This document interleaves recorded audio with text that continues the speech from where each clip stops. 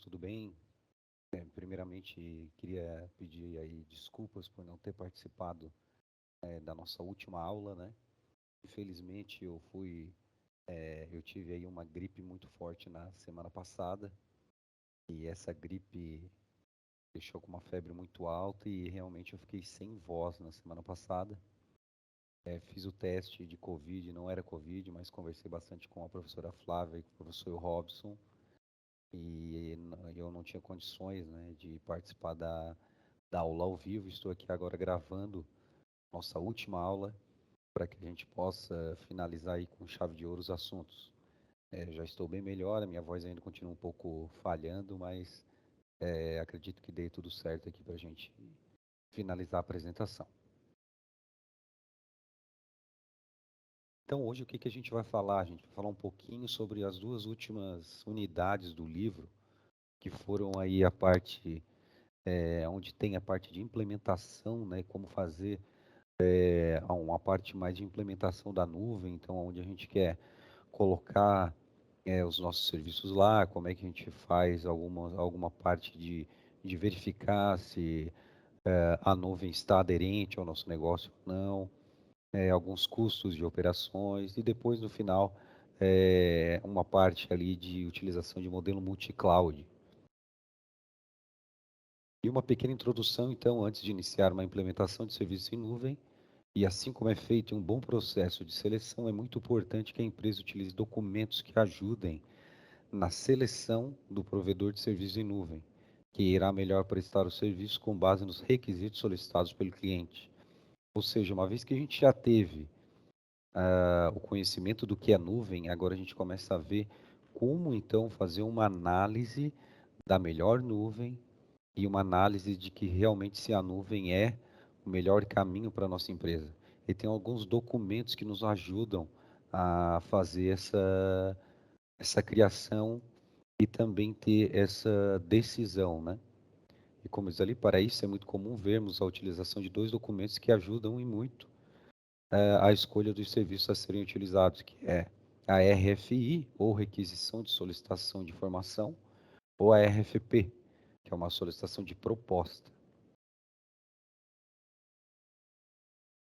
Como diz no nosso livro, a RFI vem do inglês Request for Information, ou seja, requisição de informação, e esse documento ajuda as empresas a entender melhor a solução que será contratada, pois solicita informações sobre o funcionamento da solução, informações técnicas, né, nesse caso, e como ela atende às demandas necessárias às empresas.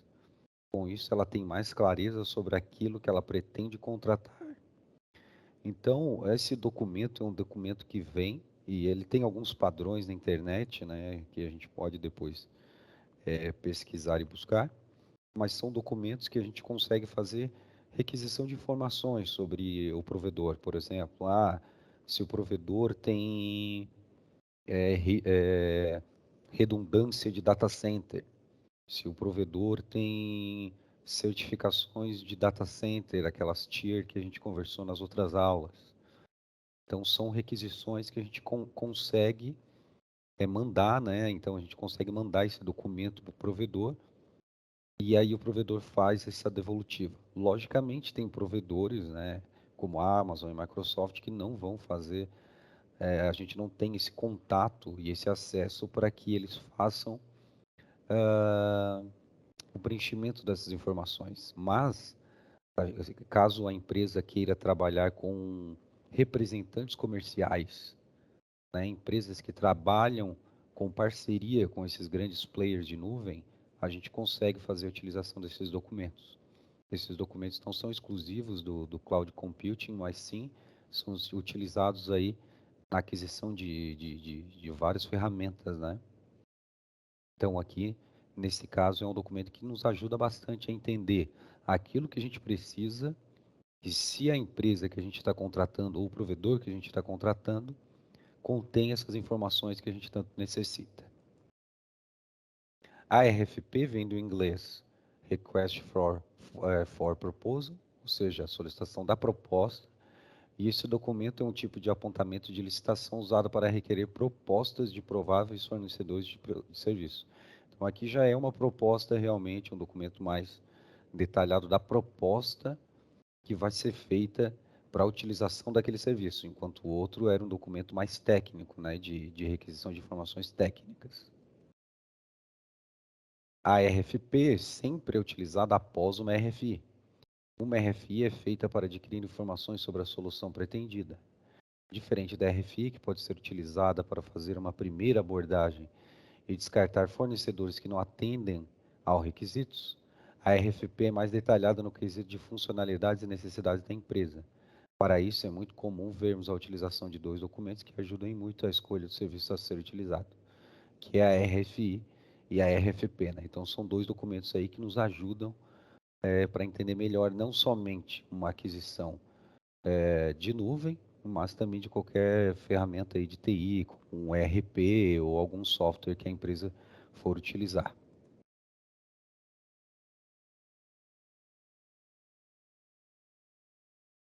E uma diferença aqui entre a RFI e a RFP, o propósito na RFI é criar uma carteira de potenciais provedores, enquanto a RFP já é escolher um provedor de serviço avaliando detalhadamente a solução proposta. O foco da RFI é focado em coletar informações amplas, na RFP já é focado num projeto que a empresa vai estar utilizando, né? A cronologia ocorre antes do início de qualquer projeto, enquanto a RFP ocorre após serem estabelecidos orçamentos e necessidades do projeto. E a avaliação e respostas, a RFI é um documento com grau menor de detalhes, enquanto a RFP é um documento com grau de maior detalhamento. Então, a diferenciação entre os dois documentos, sendo que um é utilizado no momento e o outro em outro. E após isso também a gente pode, para fazer uma implantação do serviço em nuvem com muito sucesso, a gente também pode ter a migração. E para uma migração ter um sucesso, a gente tem que fazer um bom planejamento. E aqui nesse capítulo a gente começa a ver uma parte mais da migração em si e do planejamento que temos que fazer para migração em nuvem, né? Logicamente, tem empresa que já nasce na nuvem, mas tem empresas grandes que têm os data centers locais que precisam fazer um bom planejamento para que essa migração seja feita com sucesso e que a gente não tenha uma migração que não dê certo, né? Então, um bom planejamento, uma performance de desempenho das áreas, principalmente de TI, né, que são os KPIs. Então, essa performance das áreas é importante a gente entender, a gente tem que saber se as áreas estão atendendo, se as áreas que hoje a empresa tem atendem ao planejamento de migração que a empresa quer fazer. Então, é importante ter esse alinhamento. Saber o que é e o que não é compatível com a nuvem. Tem empresas que têm muitos e muitos softwares, né? Empresas grandes que trabalham com várias ferramentas, e nem todas essas ferramentas são compatíveis com a nuvem, né? Às vezes essas ferramentas são terceirizadas e as empresas que vendem essas ferramentas não necessariamente são empresas que contêm aí uma compatibilidade com a nuvem. Então é importante numa hora que a gente for pensar em migração para a nuvem, a gente ter esse checklist e a gente saber dessas informações, né? Será que tudo aquilo que a minha empresa tem, eu consigo colocar na nuvem? Se eu colocar na nuvem, vai ser custoso ou eu vou conseguir fazer de uma forma tranquila, né? E a aderência do melhor provedor. Então, a gente tem que escolher aquele melhor provedor que nos atende, tanto financeiramente quanto com recursos, enfim. E ali eu tirei do livro, né, as negociações com as candidatas a fornecer o serviço devem ser submetidas ao crivo de recomendações apontadas pelo especialista da área.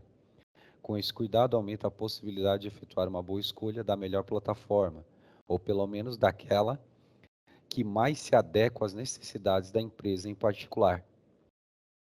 Então, é isso que a gente está dizendo, né? Então, as negociações devem ser realmente ser feita de uma forma correta, com quem entende, para que não seja aí uma escolha ser meramente política ou uma escolha que não tenha um embasamento correto para fazer aí um bom trabalho de migração das ferramentas para a nuvem.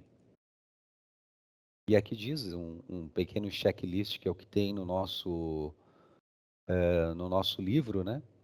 Primeiro é um planejamento, como falamos anteriormente, tudo começa por um bom planejamento, né? Aqui é o momento de mapear todos os riscos que envolvem o processo, como indicadores e etc. O levantamento da infraestrutura, saber qual é a infraestrutura que a gente tem, o tamanho da infraestrutura que a gente tem, para a gente poder dimensionar isso e depois ver na nuvem se isso realmente vai ser suportado, né? Então eu tenho um data center lá com um equipamento gigante, com vários sistemas, e eu tenho que saber mais ou menos como que isso vai ser suportado dentro da nuvem. Tipo de serviço em nuvem, se toda a infraestrutura ficará em uma nuvem pública ou privada, né? Então eu tenho que saber aquele tipo que a gente já viu nas aulas anteriores.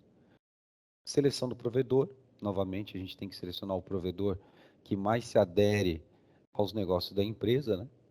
Seleção de parceiro de implementação, aqui é aquilo que eu falei, em algumas empresas tem o parceiro de implementação, que é aquele parceiro que vai fazer uma análise juntamente com vocês se qual empresa é a melhor, qual provedor é melhor, e às vezes esse parceiro é até um parceiro de um provedor, então a escolha desse parceiro é importante para saber se ele realmente é um provedor Gold, alguma coisa do tipo, né?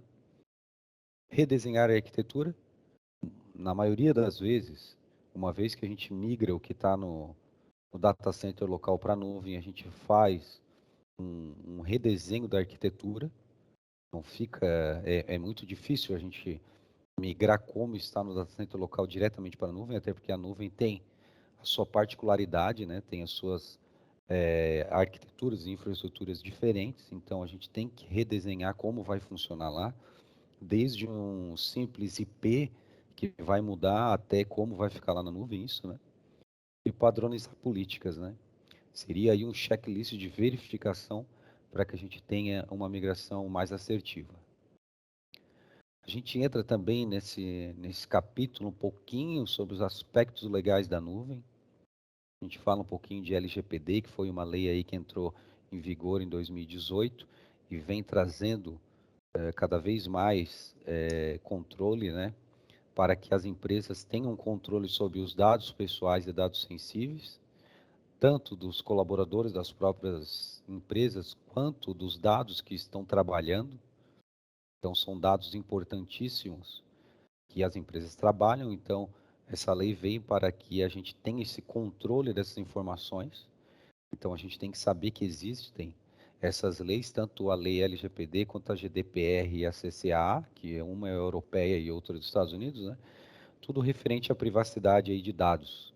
Então, a gente tem que estar sempre em conformidade com essas informações, né? Eu já falei um pouco disso também nas outras aulas, que as empresas de provedores de nuvem, elas têm isso internamente, mas elas deixam aí muitas informações de segurança e muitos aspectos dessas leis para que o próprio usuário faça controle. Então, a gente, como administrador desse ambiente, a gente tem que ter esses controles, né? E ali diz também no livro que, com relação ao aspecto de segurança, um último cuidado está voltado à garantia da integridade da informação. Trata-se de garantia de que os dados que são acessados para cópia ou leitura permaneçam os mesmos desde a data de sua inserção nas grandes bases de dados, não tenham sido modificados, alterados ou danificados por qualquer ação. Então, importantíssimo aí um dos pilares da segurança da informação, que é a integridade da informação, né? E essa também é baseada aí em várias leis. O gestor de TI da empresa que está contratando o serviço em nuvem, com todo o cuidado possível, deve assegurar que o provedor que está sendo contratado cumpra todas as exigências necessárias para armazenar arquivos confidenciais, principalmente para os casos em que a empresa for notificada judicialmente precisa de tais dados como prova de uma possível ação.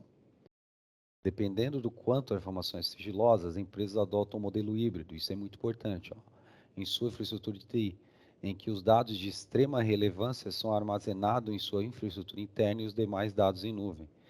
Então, aí é uma forma diferenciada, mas que muitas empresas utilizam. Que quando o dado é extremamente sigiloso, eles não colocam na nuvem.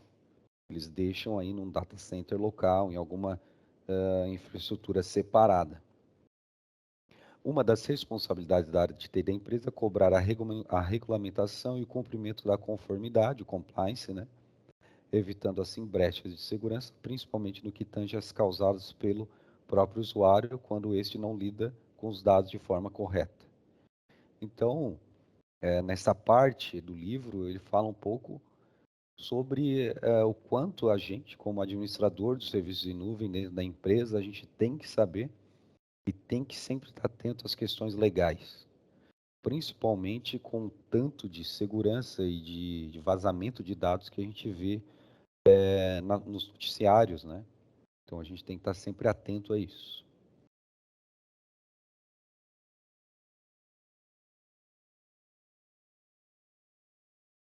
E aqui só uma pequena ideia de que foi colocado também lá no nosso livro, que uma vez que a gente implementa um serviço em nuvem, a gente está mudando o CAPEX para OPEX dentro da operação da empresa.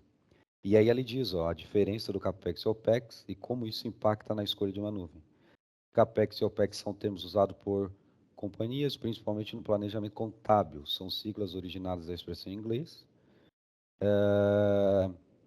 Em outras palavras, significa despesa de capital, ou seja, o dinheiro que uma empresa gasta em imóveis, equipamentos que precisa produzir ou prestar serviços, né? Que esse é o CAPEX.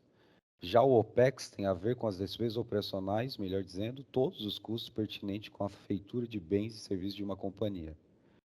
Então, o que acontece? Quando uma empresa opta pelo CAPEX, ela compra bens do quais se torna dona, certo? Um data center local, por exemplo.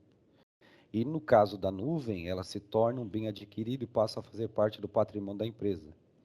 Já como empresa que opta pelo OPEX, ela não se torna dona da nuvem, mas ela paga pela utilização desse serviço por tempo determinado. Então, é só um conceito aí do CAPEX e OPEX que é importante a gente também saber e que foi detalhado aí no último capítulo do nosso livro, né? Nessa questão de nuvem, e que isso é uma mudança contábil que acontece.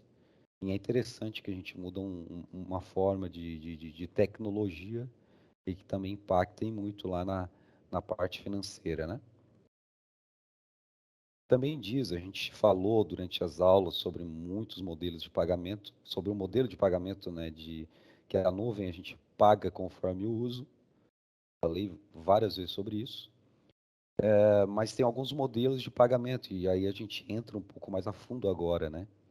Que tem a modalidade que é o Pay as you go, que é pague conforme o uso, que é o mais popular. Então, nessa modalidade, a gente realmente paga conforme o que a gente usa. Então, é como se fosse realmente um plano de telefonia pós-pago. A gente foi lá, usou durante o mês X de recurso. No final do mês vem uma fatura e a gente paga por aquilo. Mas tem outros tipos também, que é um mensal flexível, que neste modelo o comprometimento da empresa que está contratando o serviço é mensal em um período mínimo de 12 meses, com a empresa que já está comprometendo pagar pelo serviço utilizado. Esse modelo proporciona desconto bem expressivo em relação ao modelo PAS as you go. Então, é um modelo onde eu fixo aí um comprometimento com a empresa, dizendo eu vou utilizar aquele recurso durante um ano, e aí essa empresa cobra a hora muito menor, né? Dentro da AWS tem esse recurso, dentro da Azure tem, do Google acredito que tenha também. Então a gente realmente faz aí um comprometimento com aquele provedor dizendo, ó, eu vou utilizar essa máquina durante 12 meses. Eu me comprometo a pagar ela. Então eles cobram um valor menor sobre esse recurso. Economize ao se comprometer. Esse modelo oferece desconto agressivo para empresas que se comprometem a utilizar um valor específico. Geralmente são planos com um ou três, né? E aí aqui já é diferente. Aqui eu consigo me comprometer realmente com o custo, né? Então eu vou ter um custo e aí esse custo eu me comprometo a utilizar ele durante 12 meses e aí eu consigo desconto sobre esse plano, né? Tem algumas empresas que trabalham com isso, outras não. Depois é o Bring Your Own License. na modalidade de traga sua própria licença, a empresa tem uma possibilidade de levar o licenciamento que ela possui no seu data center para a nuvem, em troca de descontos dos serviços contratados. Logicamente, isso daqui são empresas que trabalham aí com licenciamento de software, alguma coisa do tipo. Tem outros provedores que não têm isso, né? E os créditos universais, essa modalidade traz o conceito de créditos universais, em que a empresa compra créditos em nuvem para usar como quiser durante um determinado período pré-estabelecido. Funciona como cartão pré-pago. Então, ao invés de eu pagar no final do mês aquilo que eu usei, eu tenho créditos, sei lá, 30 mil créditos, e aí durante o mês eu vou usando aqueles créditos. É também uma forma de modelo de pagamento em nuvem. Tem alguns provedores também famosos e grandes que utilizam aí a questão de créditos para utilização mensal dos recursos de nuvem, né? A gente começa também a falar um pouquinho sobre monolito e microserviços, a diferença entre esses dois tipos de aplicação, né? E o porquê que isso está aqui dentro de uma disciplina de cloud, é porque uma vez que eu coloco isso na nuvem, eu consigo utilizar essa nova estrutura de aplicação, de desenvolvimento de software, né, de aplicação, para que ele tenha uma maior escalabilidade, uma maior flexibilidade dentro da nuvem, né? Então, no monolito, a gente consegue ver, principalmente na primeira figura, o cliente acessava uma aplicação, essa aplicação é um grande pacote, né? Então, ele tem uma linguagem só, e ele é um grande pacote, e esse pacote é a sua aplicação. E essa aplicação acessa um banco de dados. Eu consigo migrar essa aplicação para a nuvem? Consegue. Mas dependendo da forma que isso é migrado e dependendo de como essa aplicação foi feita e o tamanho dela, isso pode consumir muito recurso na nuvem. E isso é dinheiro depois do final do mês, né? Já o microserviço é diferente. Microserviços eu tenho micro, como o nome já diz, né? Eu tenho microserviços, ou seja, eu consigo pegar essa aplicação e separar em microserviços e cada serviço dele, cada microserviço dele ter esse modelo específico para um fim. E aí esse microserviço, todos esses microserviços juntos, eles são aí uma aplicação que o usuário vê. Então vamos lá, vamos pensar que o Netflix, que a hora do login, quando eu logo no Netflix é um microserviço, quando eu abro ali o catálogo de filmes é outro microserviço, e aí quando eu acesso a legenda é um microserviço. Então todos esses microserviços, dando esse exemplo, né, ele formaria o Netflix, o aplicativo do Netflix que a gente acessa. Qual é a vantagem e a desvantagem dos dois tipos, né? Primeiro, o monolito, né? Então, o monolito, que é um grande aplicativo, ele tem estruturalmente ele é mais simples, ele é um grande aplicativo, né? O desenvolvimento dele, ele é um desenvolvimento onde a gente faz, todo mundo acessa essa base de código, então ele é mais amigável para pequenas aplicações, né? Tendo em vista que ele é um código grandão com uma linguagem, sem duplicidade de código e classe entre outros módulos, e o fluxo de publicação. Então eu consigo publicar ele, simplesmente eu pego ele e publico ele, tendo em vista que ele é um grande aplicativo. Qual é a desvantagem disso? Eu fico preso em apenas uma tecnologia, então se o meu monolito ele é feito em Java, esse grande monolito vai trabalhar somente em Java. Ele é de difícil entendimento e manutenção, quanto maior ele fica, mais difícil é a manutenção dele, ele fica realmente um software muito pesado. E ter um grande ponto de falha, tendo em vista que ele é um grande monolito, uma vez que eu preciso fazer uma manutenção dele, eu preciso desligar ele inteiro. Então, pensando lá no Netflix, caso eu precise fazer uma manutenção no microserviço de legenda, eu não preciso desligar todo o Netflix. Eu poderia fazer uma manutenção só no microserviço de legenda, né? Se o Netflix é um monolito, é uma grande aplicação apenas em Java, por exemplo, e eu precisaria fazer uma manutenção no Netflix, eu teria que desligar ele inteiro para fazer essa manutenção, e aí é muito mais custoso, né? E a queda na qualidade do código, uma vez que fica uma aplicação muito grande, eu posso ter uma queda na qualidade desse código. Já no microserviço, eu consigo escalar muito mais fácil, né? Tenho vários microserviços, então a escalabilidade dele é muito mais fácil. A adoção de novas tecnologias, esses microserviços, eu consigo fazer com que eles se comuniquem e não necessariamente na mesma linguagem.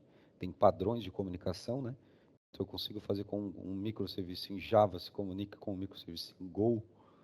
Então eu tenho vários microserviços que podem se comunicar e eu consigo implantar de uma forma independente. Então eu consigo fazer manutenção de um microserviço desse sem ter que fazer a manutenção em todos os microserviços, em toda a aplicação. Qual é a desvantagem disso? Eu tenho uma complexidade de implantação, ou seja, eu tenho que administrar muito mais microserviços. Antes eu tinha um monolito, né? Então, na hora de implantar, eu implantava somente ele. No microserviço, eu tenho vários microserviços, então a complexidade disso é muito maior para administrar também, né? Gerenciamento de dados distribuídos, como eu falei, eu vou ter vários microserviços, então eu vou ter que fazer uma gerência disso muito mais apurada. Os testes são mais complicados, tudo porque eu tenho essa grande quantidade de granularidade, né? E a dificuldade para programadores iniciantes, tendo em vista que um monolito é muito mais fácil, linguagem só, e no microserviço eu tenho essas grandes camadas aí de integrações, linguagens diferentes, tecnologias diferentes que integram esses microserviços, enfim, isso pode ser uma grande desvantagem. E aí, finalizando a nossa aula, a gente fala um pouco sobre multi-cloud, né?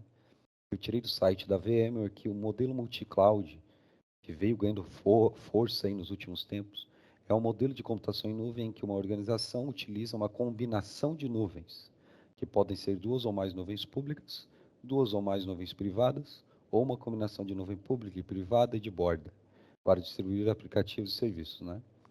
Quase a nuvem híbrida ali que a gente conversou. Então, multi-cloud é realmente utilizar mais de uma nuvem na nossa empresa. E do site For Linux, um site conceituado aí na área de Linux, o pessoal que mexe com Linux bastante já conhece ele. Multicloud é uma arquitetura de nuvem que permite os usuários criar e implantar aplicativos de serviços em múltiplas nuvens públicas ou privadas. E aí o que acontece quando eu tenho várias nuvens para administrar? Eu posso ter uma otimização de investimentos, ou seja, eu posso ter o mesmo serviço na Amazon e na Azure, e aí dependendo de como a minha ferramenta distribuída entre esses dois provedores e faz essas comunicações, lógico, né? Não é uma implementação tão simples de fazer um multi-cloud, porque eu vou ter que estar trabalhando com mais de uma nuvem, mas eu consigo ter uma otimização de investimento, porque eu posso ter aí e escolher aonde que eu vou estar fazendo essa utilização do investimento mais barato, né? Eu posso escolher isso, tendo em vista que eu vou estar já com o meu software vinculado a isso. Resiliência no armazenamento de dados, então eu posso ter o armazenamento de dados além já de uma resiliência dentro da própria nuvem daquele provedor, tem mais de um provedor. A otimização de infraestrutura, então pensando em investimento antes, eu ir no mais barato, né? Mas se eu for pensar numa otimização de infraestrutura, que é utilizar serviços melhores, eu posso utilizar um pouco de serviço melhor que tem na AWS e um pouco de serviço melhor que tem na Azure. Então, eu posso fazer essa otimização utilizando o que é melhor em cada uma delas. E a continuidade do negócio, né? Então, eu não ficar dependendo apenas de um provedor. É um conceito que vem tomando força em algumas empresas. Tem empresas que optam ainda em ficar em um provedor e aí fazer grandes negociações com esses provedores, o que é interessante também, né? Eu acho bem interessante essa opção por uma cloud só, mas é um conceito que tem tomado bastante corpo aí nos últimos anos, que é o multi-cloud. Então vale a pena também a gente ficar atento sobre esses conceitos. E de novo, então, para finalizar a nossa disciplina, eu queria agradecer a todo mundo que participou, todo mundo que assistiu às nossas aulas, pedir desculpa novamente por não ter participado ao vivo dessas aulas e ter tirado a dúvida com o pessoal e ter me despedido ao vivo com vocês. Mas de qualquer forma, foi um prazer estar com vocês durante essas aulas Espero vê-los aí em outros momentos e outras oportunidades. Beleza? Um grande abraço e até mais.